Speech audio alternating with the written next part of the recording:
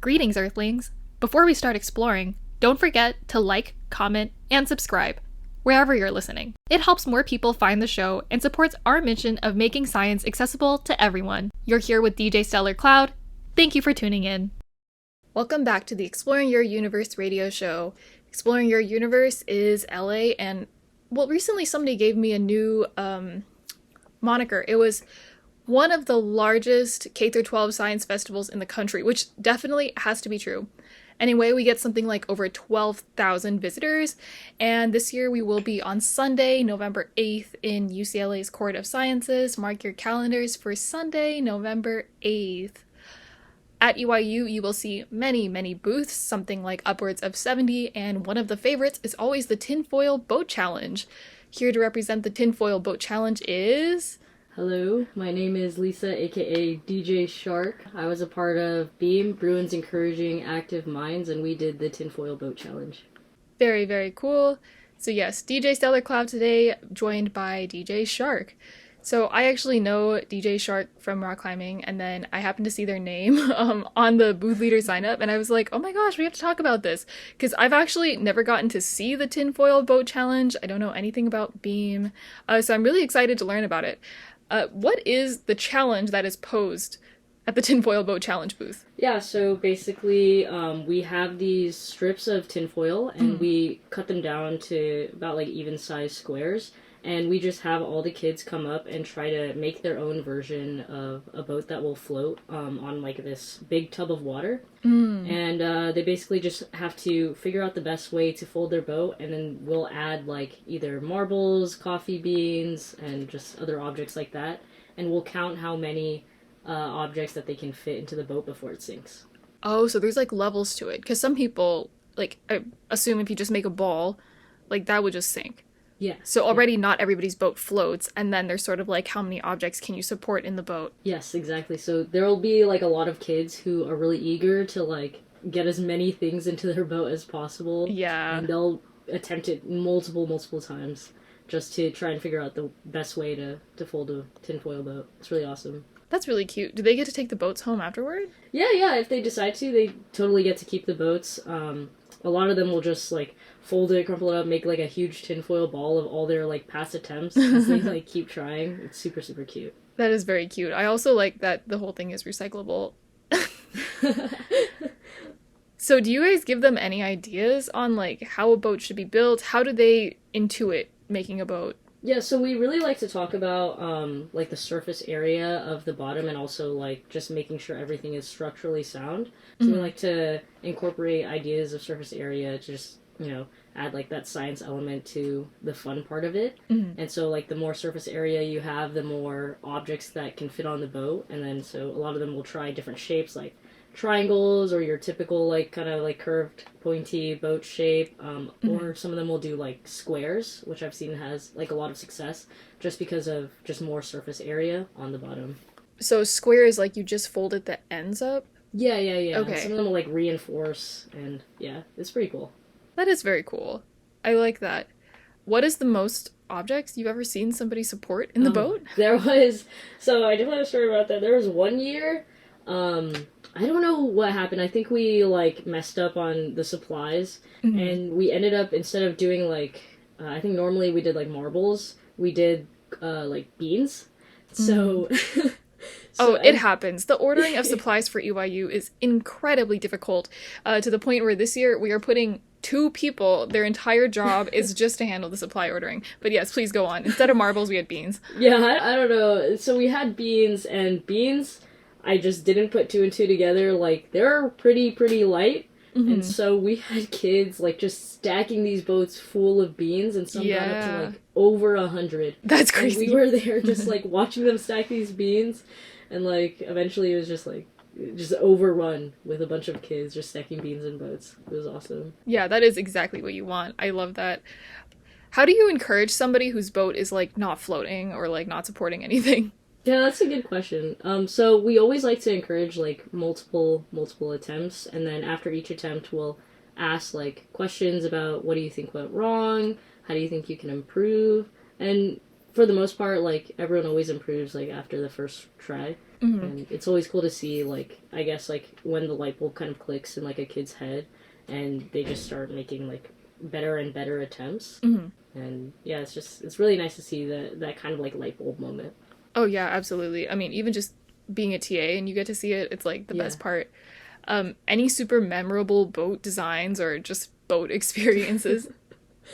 I think, yeah, there's definitely been some like crazy moments because I think a lot of kids will like come up to our booth and just go like really wild with their boat designs. Some will like stack multiple on top of each other. Oh.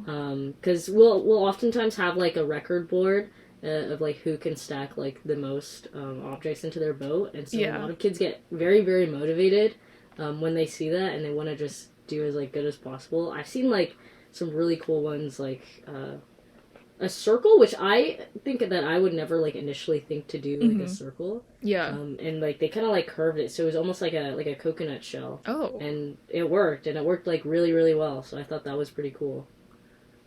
Okay, so this is almost a question just for me because I was in physics in college, but when everybody is in the water, are there like waves in the water or is it relatively still? Yeah, so sometimes there's definitely waves. We try and like cut it back because it's not like a big tub. We'll have like multiple tubs normally, so like maybe two tubs. They're like rectangular. But yeah, if there's like a lot of kids, especially like during like the busy time, like towards like the mid-afternoon, like there will definitely be like some waves, but we'll try and like cut it back and like like, especially since we have like limited objects too, so we'll like wait for maybe like 3 or 4 kids to go and then like move on. That's funny. I was just curious because I feel like that's a huge advantage of the circle. It's like the circle's not gonna capsize. Yeah. Oh my gosh, capsizing. Has anyone ever capsized? Oh yeah, 100%. 100%. There'll definitely be tons of times where just water like overflows into the boat and these kids get frustrated and then they laugh and you have to get everything out from the bottom of the tub. Oh my gosh. Like the time with like the beans, there's just tons of beans at like the bottom of the tub. It was a mess. It was really fun though. That all sounds really cute. I like this one. I've actually never physically seen it. So I've been to 4 EYUs. I've only gotten to walk around, and I think 1.5 of them, maybe. But I will definitely try to come visit this year, because this year I have a vice president who can take over for me for at least 1 hour while I come visit the tinfoil boat challenge. Definitely should. It's so fun. So fun. Okay, so now I want to talk a little bit about BEAM. You told us what it stood for earlier, but I already forgot. Yeah. So BEAM is Bruins Encouraging Active Minds. It's a club that basically goes to Title I schools throughout Los Angeles, and they'll just teach kids different science projects, and we'll do like different experiments like lava bottles, slime. We'll talk about like shadows and gravity and stuff like that. It's one of the more interesting ones we did is like electrical circuits. So we'll take like LED bulbs and Play-Doh. And Play-Doh is like a conductor, so we'll have these kids like connect wires through it with batteries, and they'll get to see like the LED bulbs like kind of light up. So it's really cool club. I was president last year, and I still try to be a part of it, even though I'm a little bit more busy now. But they're doing really well now. I think they just added another school to their list, so yeah, it seems like they're doing really well. Wow, that's amazing. I didn't know we had one of those things on campus. Yeah. I mean, that's kind of just like the year-round version of us. Very cool. I'm so glad that you guys have been a part of EYU for all these years. And should I expect to see BEAM again this year? No, 100%. 100%. I will be messaging. If they're not there, I will contact them. I will get everything. We've been there for like definitely the past like four years. So yeah. Okay, well the past 4 years are the recent ones that have all been in person, and before that it was on Zoom. Yeah. Which must have been so crazy. I did hear about that, I think, yeah. So maybe they were also at the Zoom one. Yeah, I wouldn't doubt it. I know definitely they had like Zoom lessons like for the schools. Oh. Yeah, I feel like they would have done something for EYU as well. That's so cool. Okay, so when you were the president of BEAM, like, where does the curriculum come from? Were you writing all these experiments, or was it already there? Yeah, so we have, as part of our club, we have this course called MAE, and basically in that course, you design a different, like, experiment with, like, a group. So I think for my year when I took the class, I did like Rube Goldberg machines, Oh, which I don't know if you've heard of. I have, but you can give us a little breakdown of them for anyone who hasn't seen the OK Go video. So like if you've seen like some of those like TikTok videos that have like a marble that'll like knock down dominoes and then it'll knock down some other marble or something which knocks down a cup. It's like kind of like that, like kind of like cause and effect, kind of like a machine that like does something. And so that was one of the lessons we designed. And just throughout all of the years, like we have our curriculum team that'll design different lessons, and we've reused a lot of those lessons. The kids really like it because there's like a new group of kids every year, and then like every year we try to incorporate like just different designs as well and different experiments, just so the kids get something new as well.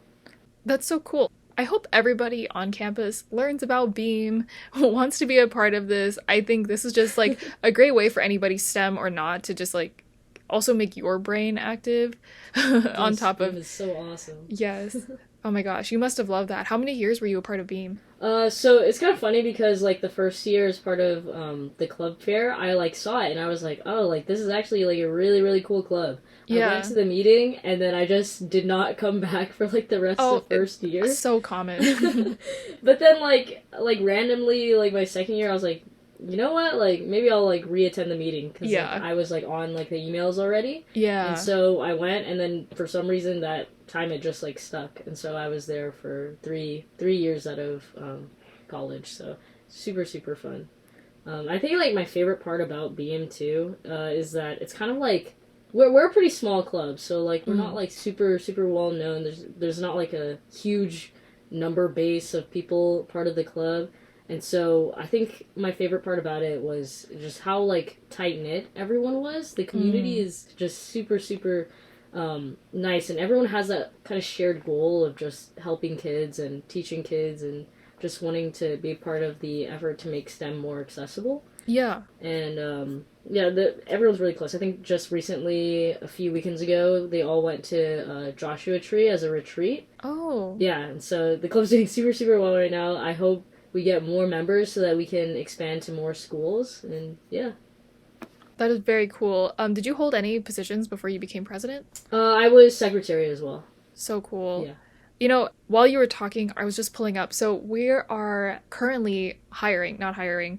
The call for applications for the EYU board is coming out right now, too. And, you know, somebody replied with, I feel most energized on the team when everyone is nice/helpful and driven toward the same goal. Yeah. And I'm like, you know, our two orgs are very, very similar. I read this response out to my partner, and he was like, did you fill out your own application form and write that? No, but that's really sweet. How many people are in BEAM, like, roughly? I think for my year, there was about, like, 20 people. Okay, yeah. Max, like, at a meeting. But yeah, for volunteer-wise, like, we have, I think since they just added a new site, we have 4 sites now, so 4 different schools that we go to. And for each school, there'll be about, like, 2 or 3 members who will go. I think it's Wednesday, Thursday, and Friday, and they'll go to each of these sites and they'll just take on like a classroom of kids. Okay, that's actually a lot of work in LA traffic. Would it be okay if you told us the names of the schools you guys go to? I'm not sure of the ones that they just added, but it would be like Glenwood and Melrose are like kind of like the main ones, and I'd have to look up the other one. Oh, interesting, because we have not been able to contact either of those two for us yet. We get like Wilmington, Van Nuys, Hazeltine. Yeah, one more, but I don't remember right now. Anyway, anything else you want to share about EYU or BEAM before we move on to your life story? No, I just think join BEAM, be active at EYU, get out there. EYU is just such a fun event. I loved it like every year. Did you go to all 4? Oh, no, 3. I went to like 3, yeah. Oh, well, thank you so much for your service, DJ Shark. Thank you. Now we will start talking about everything that has to do with you. First, how did you pick DJ Shark? Oh, so I just, like, since I was, like, a kid, I just really loved sharks. Like, they just always fascinated me. Every time I took a course about, like, paleontology back in, like, high school at UCSD for, like, a program, and got to, like, visit the super cool aquarium, see a lot of cool sharks. One particular shark, like, really stuck out with me. It's, like, called the cookie cutter shark. I just saw it, like, in a jar, like, on the side of, like... Is it kind of yellow? I saw it in like I think it was like in formaldehyde, so it kind of looked like a little bit yellow there. Oh, but... no, he was no longer with us. Okay. Well, I played this video game called Dave the Diver, and the cookie cutter shark on Dave the Diver is yellow. Have you heard of that one? I have not. Okay, you might like it. It's all fish. Anyway, in my brain, I was like, I wonder what's fun about sharks, and I remembered the teeth thing. Yeah. Is the teeth related to the dentistry? like why I got into dentistry? No. Well, I do like shark teeth. Like, I have a shark tooth necklace that I'm wearing, like, right now. Very cool. I think I got it during that, like, high school trip that I went on. But no, although their teeth are very, very cool, it's kind of like a conveyor belt of teeth, which is really, really awesome to think about. But no, not really related. That's funny. Did you grow up near UCSD? I went there, so. So I didn't grow up in SD, but I went to a place that's, like, about like an hour and a half away called the Imperial Valley. Don't know if you've heard of it. It's like kind of like a small desert town. It's kind of more central. Sure. So yeah, it's like right by the border too. So I can like kind of see the wall from my house. Oh my god. Yeah. That's crazy. But you guys had some kind of program that let you take a class at UCSD, or like did you just go out and find that? Yeah. It was a program that they just you just apply to it, and then I think it was called Academic Connections. Oh. Yeah. And so they I think like SD and LA, like UCLA has like a lot of different programs like that where high school kids can just come live on campus for a week, like take a class, and then like see kind of what like college would be like a little bit. Mm-hmm. Yeah, so it's super, super fun. That's very cool. I was actually just having this conversation a few days ago. I took my cousin rock climbing. We'll talk about climbing soon. But anyway, my cousin is a freshman in high school, and my partner was telling him, like, oh yeah, you know, you gotta go take all these dual enrollment classes, like go take classes at college and stuff. And I was actually, like, never encouraged to take a single college class or, like, college-type program when I was in high school because, like, I don't know why, but my high school was one of the most competitive, like, in the country, and they were, like, you need to do everything at this high school. Like, don't even step foot anywhere else. So I think it's really cool that Wait, where did you go? Diamond Bar High. Oh, okay. Yeah, highly don't recommend. So I think it's cool that you got to do that. Yeah. Anyway, yes, rock climbing. I met you rock climbing. You are killer on the wall. Oh, thank you. You have, like, no fear. How did you get into climbing? So I started climbing initially, like, by myself during the summer about, like, I think it's almost been, like, 2 years now. So. It's only been 2 years? My lord. Okay, I've been climbing for 2 years. But yeah, it was just, I went initially to, I don't know if you've been to the Playa Vista location. I have, yeah. Yeah, because, they didn't have the Westwood one. Oh, we're talking about Sender 1, by the way. Yeah. Sender 1, rock climbing gym. They didn't have the Westwood location. So, yeah. I decided to, like, go to Playa, like, one day with, like, a friend. And then I liked it so much, I was like, oh, I like, gotta go back. Like, I gotta get a membership. And so I went to the Playa location for a little bit, kind of, like, on and off. But I had to, like, take the bus there. The bus was, like, an hour there. And it was just a lot. So then I kind of stopped for a bit. And then I restarted once they opened that Westwood location. Oh, and, okay. Yeah, I would just go alone by myself, and it was just so fun. I love, like, because I initially used to go to, like, the gym before that. But there's something about, like, climbing just, like, kind of stimulates my brain a little bit more. Oh, yeah, absolutely. Definitely, there's a lot of problem solving. Yeah, definitely that problem solving. And eventually I'm definitely, like, a shy person, so I had trouble, like, kind of making friends, but I talked to one person named Lexi. I was gonna say, is it Lexi? Yeah, Lexi, and I just, like, from there, like, Lexi's just definitely a lot more extroverted than I am, and I love that. She'll never admit that, but it's true. Definitely more, like, talkative to other people, and because of that, I feel like, because of her, really, like, I made so many friends, and I got the opportunity to meet so many cool people. And now I feel like every time I go to the gym, there's always, like, someone to talk to, which is really, really nice. No, that's definitely true. I feel like Lexi just sees us Asian femmes around, and she's like, I need to keep them climbing. I'm going to make sure that they have friends, they have a community here. Yeah. And now we have the Asian Climbers Collective. Is that what it's called? Yes. Very, very cool. So were you in any other sports before this, or, like, just going to the gym? Yeah, so, I also did, like, growing up, I did martial arts. Oh, I see this for you. And I don't know if we count it, but, like, marching band, I did marching band for a little bit. What did you play? I played trombone. Oh. Yeah. I like this small person, big trombone. Yeah. Okay, because I really wanted to play the French horn, and my parents were like, you're too small. So I think that's cool that you played the trombone. No. I have a picture of me with like a tuba somewhere. Oh. I was getting like completely shadowed by it. Oh, so I know that you play another musical instrument aside from trombone and tuba, but this one is more of a video game than an instrument. How did you get into Guitar Hero? Oh. And what is the deal with that? Well, I really like. Well, I've always been like drawn to like music. Mm-hmm. My parents put me in piano and like violin growing up as well as trombone, and then I recently tried to like learn guitar after that, and that's been like kind of on and off. So I'm not that good at that, but just always been into music, and also growing up. I don't know if you've heard of the game Rhythm Haven or Rhythm Heaven. Oh, okay. I've definitely heard of it. I've never played it. Yeah, it's like on the Wii. Yeah. So it's a pretty old game. And it's just like kind of just like beat. It's like a beat game, rhythm game. Yeah. And I really, really love that. And so I got introduced to Guitar Hero probably like sophomore year, maybe freshman year of college. And I was just so that's so recent into it. too. Wait, this is crazy. I was like so into it. But the thing is, like, Guitar Hero doesn't necessarily like make games anymore. So you have to buy this kind of like Yes. bootleg kind of like software to play it. Clone Hero. Clone Hero. I know about Clone Hero. And you have to buy like a dongle or like a USB Guitar Hero like setup so that you can actually play.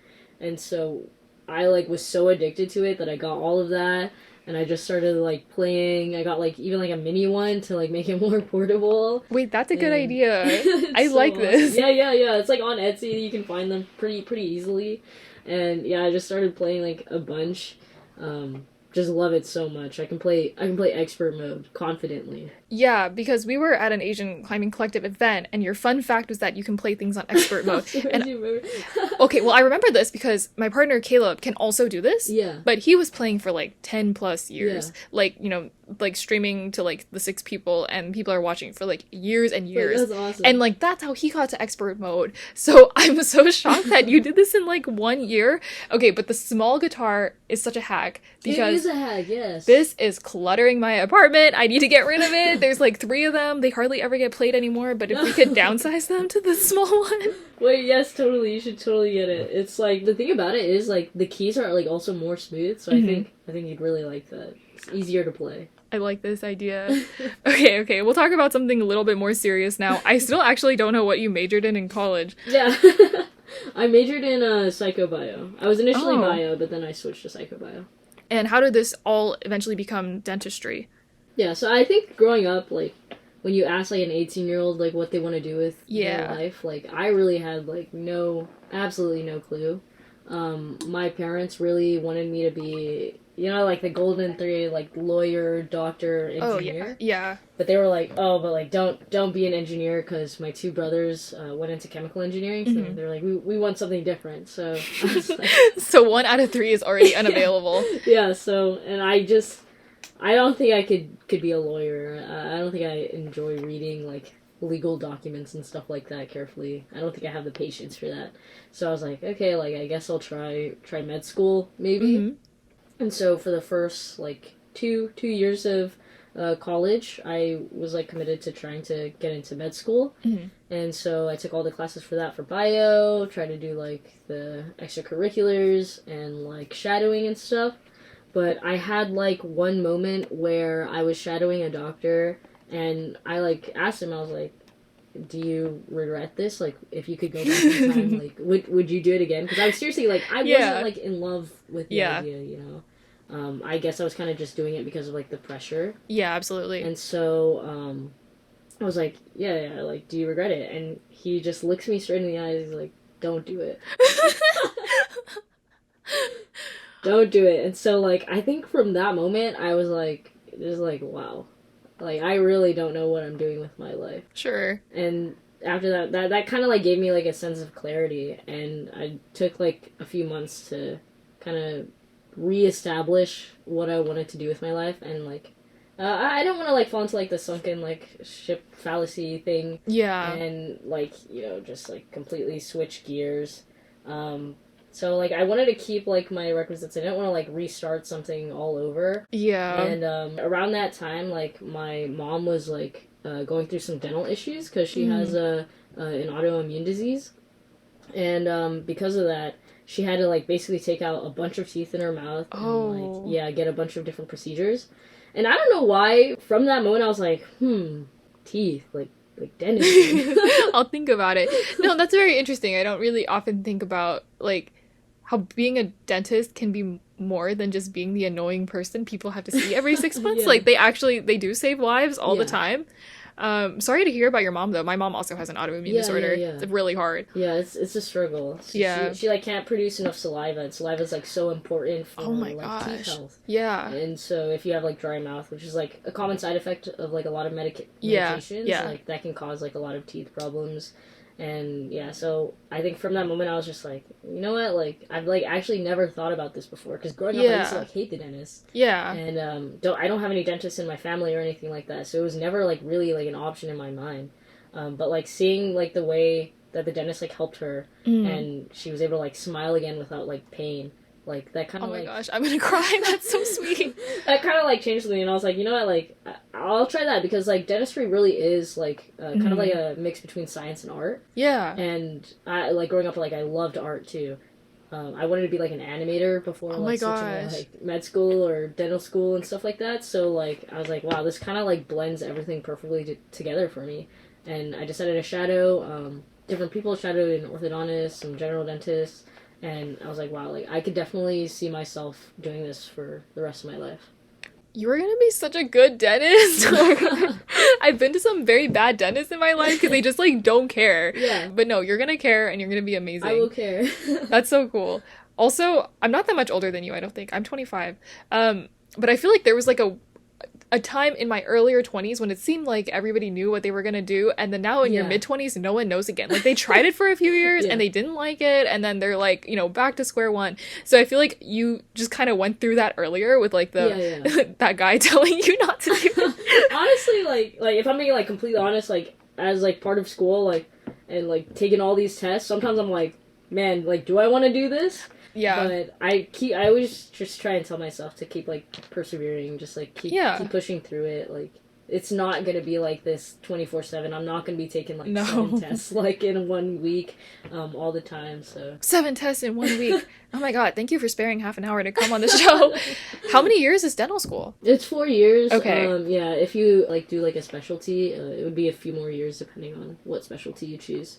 But I think, like, for me, I kind of just want to get out of school. So just 4 years for me, hopefully.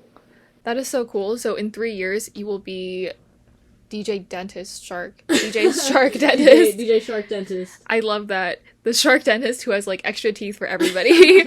Here, just take the extra teeth. Oh my gosh, this is so cool. Okay, so someday you will be DJ Shark Dentist. At some point, you were DJ Baby Shark. I've been dying to say DJ Baby Shark for so long, because I always do this. I try to say the small version of someone's DJ name. I love that. So when you were DJ Baby Shark, what would you have wanted to hear from a volunteer at EYU, or, like, any adult?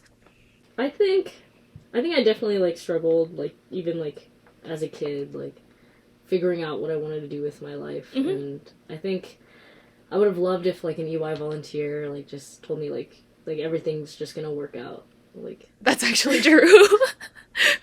Everything's gonna be okay. Like, if you just keep working hard, like, following, like, your aspirations, just keep going, keep pushing through, like, it'll all work out. And I kind of, like, live that philosophy, like, every day. Even with climbing, with school. My philosophy is kind of just YOLO, really. No, I love this for you. I really think that if you just keep trying to be a good person, and that means giving sometimes your hardest effort in school, like, things will just work out pretty well. For the most part, things work out. That's very cool, though. Normally I have academic researchers on here, and I let people keep up with their research, but is that going to be like a keeping up with your dentistry thing? How can people keep up with you if they want to? How can people keep up with me? Or if you want them to. I'm sure they all want to. I guess, like, I don't really, I guess I don't, like, post, like, research or anything, but I guess my Instagram, I try and, like, post life stuff that I do. I mean, climbing, music, art, whatever. This is your time to plug your stuff. But yeah, I guess follow my Instagram. It's, at It's Lisa Sim, LISASIM, like mom. I like that. SIM like mom. Yeah, people put sin. Oh, sometimes, yeah. no, that's probably somebody else. Well, thank you so much for coming on the show. It's been I had such a a great pleasure. time. Anything else you want to leave our audience with before we sign off? Just live your life, keep being kind, and YOLO. And with that, never stop exploring.